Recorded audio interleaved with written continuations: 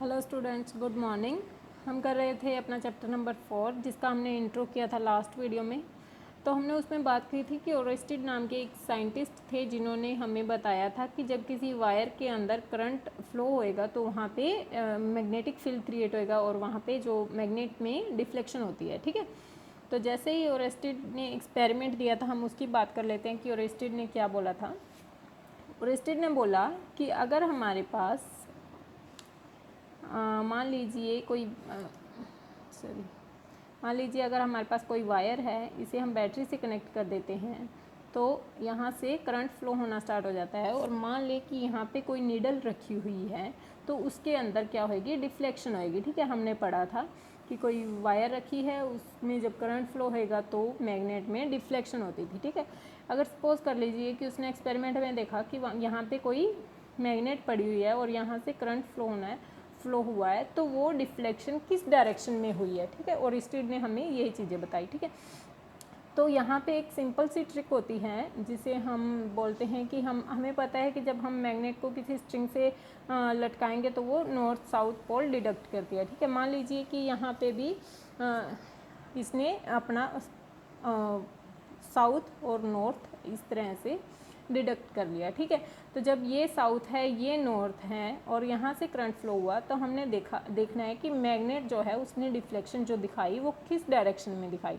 ठीक है, जब साउथ से नॉर्थ पोल करंट फ्लो होएगा तो जो डिफ्लेक्शन होएगी वो वेस्ट की साइड होएगी। ठीक है, तो इसकी डायरेक्शन ये होएगी, वेस्ट इस साइड आएगा हमारा। ठीक है, इसकी डायरेक्शन जो डिफ्लेक्शन हुई वो इस तरफ होएगी। तो ये हम कैसे पता लगाएंगे, जब हमारे पास कभी करंट की डायरेक्शन अलग होएगी तो हमारे पास क्या होता है कि एक हम ऐसे हमारे पास SNOW होता है, जैसे स्नो बोल सकते हैं इसे। साउथ टू नॉर्थ पोल जब करंट जो है फ्लो करेगा तो ओवर जो है वो होएगी डिफ्लेक्शन वेस्ट की तरफ। ठीक है, ओवर द डिफ्लेक्शन वेस्ट। ठीक है, तो इस यहाँ से हम याद रख सकते हैं कि डिफ्लेक्शन जो है वो वेस्ट की तरफ होएगी। या फिर हमारे पास क्या होता है कि एम्पियर स्विमिंग रूल के अकॉर्डिंग भी हम इसे पता कर सकते हैं। जैसे कि मान लीजिए करंट हमारे पास ये कोई वायर है, इसके अंदर करंट फ्लो हो रहा है। ठीक है, तो एम्पियर स्विमिंग रूल हमें क्या बोलता है कि अगर हमारे पास कोई वायर ये है उसके अंदर करंट फ्लो हो रहा है इस डायरेक्शन में, तो वहाँ पे हम स्विमिंग रूल लगा सकते हैं। स्विमिंग रूल कैसे लगा सकते हैं कि अगर मान लीजिए कोई एक स्विमर है, ठीक है, ये कोई स्विमर है और ये इस साइड जो है, जिस साइड करंट मूव होएगा उसी साइड स्विमर की डायरेक्शन है। ठीक है, मान लीजिए। ठीक है, तो जो उस स्विमर का लेफ्ट हैंड होएगा, डिफ्लेक्शन जो होएगी वो स्विमर के लेफ्ट हैंड की साइड होएगी। ठीक है, क्योंकि जब करंट इस साइड फ्लो हो रहा है तो मान लीजिए साउथ ये होएगा और नॉर्थ ये होएगा और इसका वेस्ट देखें तो ये इस साइड की डिफ्लेक्शन होती है। लेकिन एम्पेयर स्विमिंग रूल के अकॉर्डिंग भी हम इसका पता लगा सकते हैं, जो स्विमर की डायरेक्शन होएगी उसका जो लेफ्ट हैंड होएगा वो डिफ्लेक्शन जो होएगी वो उस डायरेक्शन में होएगी। ठीक है, तो हम अगर इसे लिखना चाहें तो ऐसे लिख सकते हैं,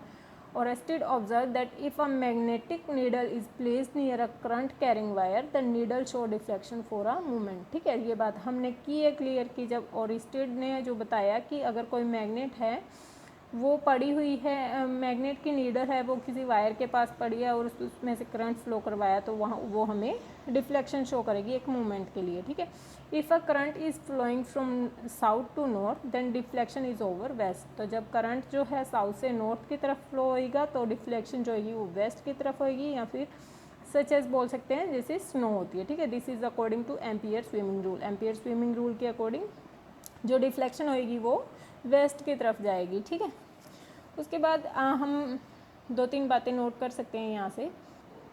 जैसे कि अगर हम बोले कि मैग्नेट के बिना जो है मैग्नेटिक फील्ड कैसे क्रिएट होता है, तो मैग्नेट के बिना कैसे हो सकता है। एक बात हमने की, जब किसी वायर में से करंट फ्लो होएगा तो मैग्नेट के बिना वहाँ पे मैग्नेटिक फील्ड क्रिएट हो सकता है। ठीक है, दूसरी बात अगर हमें इसे डिमोडिफाई करें तो हम ये भी बोल सकते हैं करंट का मूविंग मीन्स इलेक्ट्रॉन का मूवमेंट। तो यहाँ फिर हम ये भी बोल सकते हैं moving of electron is also create a magnetic field. ठीक है, या फिर हम बोल सकते हैं मूविंग चार्ज पार्टिकल, जब जो चार्ज पार्टिकल्स हैं वो मूव होंगे तो वहाँ पे डिफ्लेक्शन होएगी और मैग्नेटिक फील्ड जो है क्रिएट होएगा। ठीक है, और यहाँ से एक बात और हमने नोट करनी है कि जब इलेक्ट्रॉन जो होता है वो रेस्ट में होएगा तो वहाँ पे ओनली इलेक्ट्रिक फील्ड ही कैरी करेगा, ठीक है।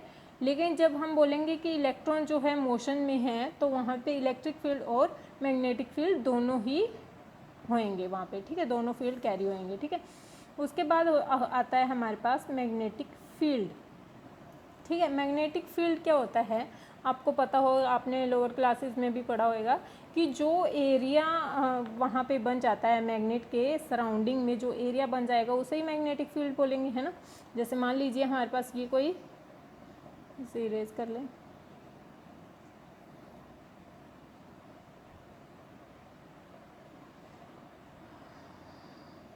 ठीक है।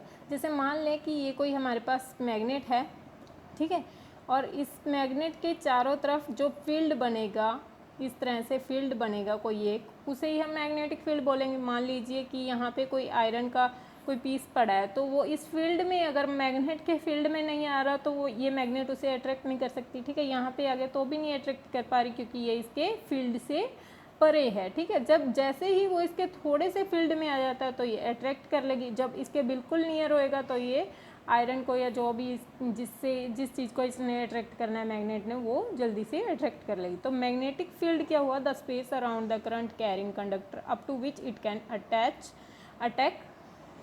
अटैच मैग्नेटिक मटेरियल, ठीक है।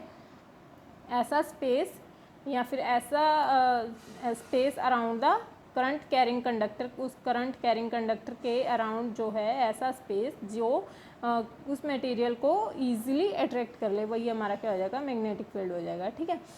इसके बाद मैग्नेटिक फील्ड की अगर डायमेंशन की बात करें तो डायमेंशन हम कैसे निकाल सकते हैं, फोर्स जो होता है वो F इक्वल टू फोर्स जो होता है वो इक्वल टू होता है BIL, आपने पढ़ा होगा 10th में, ठीक है।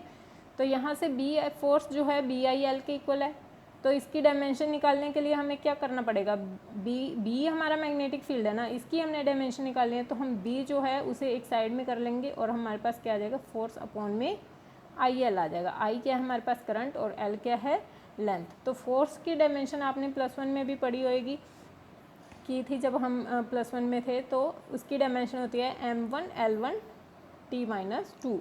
और अगर A की बात करें तो I की बात करें तो इसकी डायमेंशन A से हम डिनोट करते हैं और साथ में L जो है वो L ही रहने वाला है, ठीक है। तो यहाँ से B की जो डायमेंशन आएगी वो आ जाती है m1L0T-2A-1, ये आ जाती है मैग्नेटिक फील्ड की जो है डायमेंशन, ठीक है।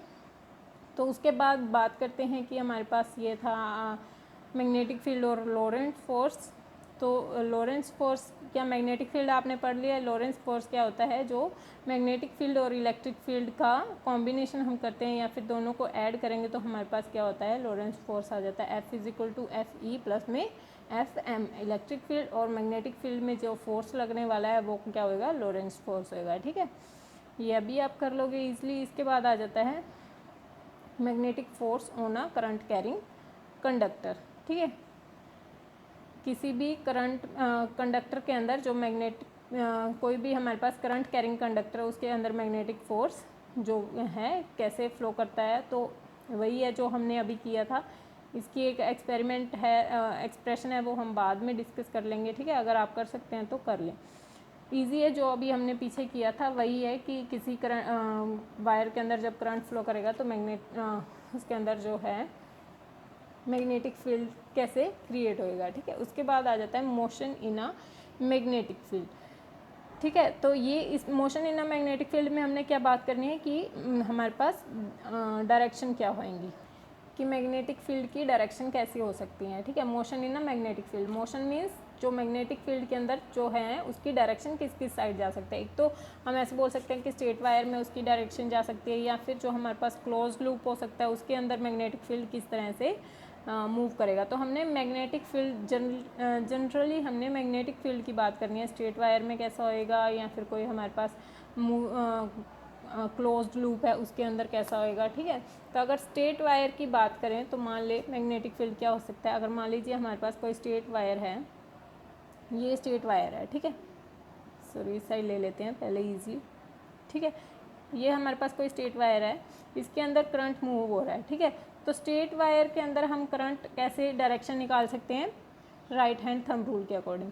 आपने 10th में किया वो राइट हैंड थंब रूल के अकॉर्डिंग क्या होता है कि करंट की डायरेक्शन में हम अपने थंब को रखते हैं और जो हमारी फिंगर्स होते हैं उन्हें हम कर्ल करते हैं, ठीक है। जैसे मान लीजिए ये हमारे पास है करंट की डायरेक्शन और ये है हमारा कोई इस तरह से हमारा ये थंब है और ये हमारी फिंगर्स हैं, ये दोनों आपस में परपेंडिकुलर रखनी है, हमने थंब को अपनी फिंगर्स के परपेंडिकुलर रखना है, ठीक है।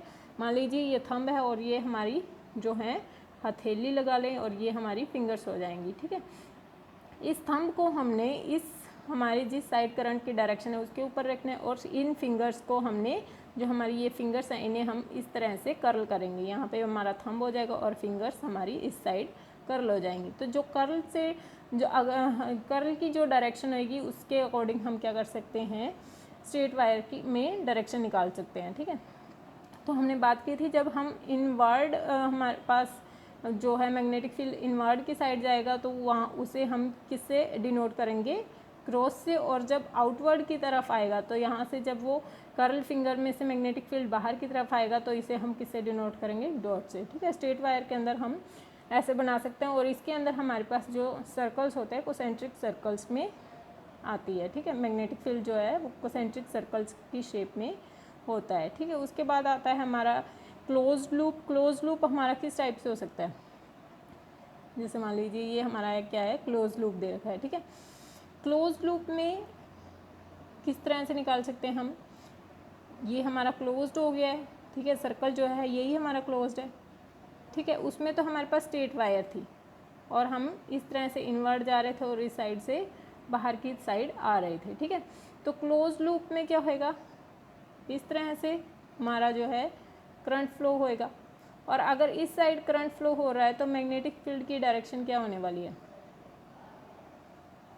इसे हम स्क्रू रूल के अकॉर्डिंग बता सकते हैं, ठीक है। स्क्रू रूल के अकॉर्डिंग कैसे बता सकते हैं कि अगर हमारा स्क्रू जो है क्लॉकवाइज घूम रहा है तो वो क्या होएगा, इनवर्ड जाएगा। क्लॉकवाइज में इस तरह से हम जब स्क्रू को रोटेट करवाएंगे तो वो अंदर की तरफ जाना स्टार्ट हो जाएगा। जब जैसे आपने घरों में भी कभी स्क्रू को अंदर की तरफ किया हो तो वो क्या होएगी, इनवर्ड हो सकता है, ठीक है। और जब आप स्क्रू को खोलोगे एंटी क्लॉक डायरेक्शन होएगी तो उस टाइम पे हमारा क्या होएगा, आउटवर्ड हो जाएगा। तो इनवर्ड की हमने बात की थी कि इनवर्ड में हम क्रॉस से डिनोट करेंगे और जब वो आउटवर्ड आएगा तो उसे हम डॉट से डिनोट कर सकते हैं, ठीक है।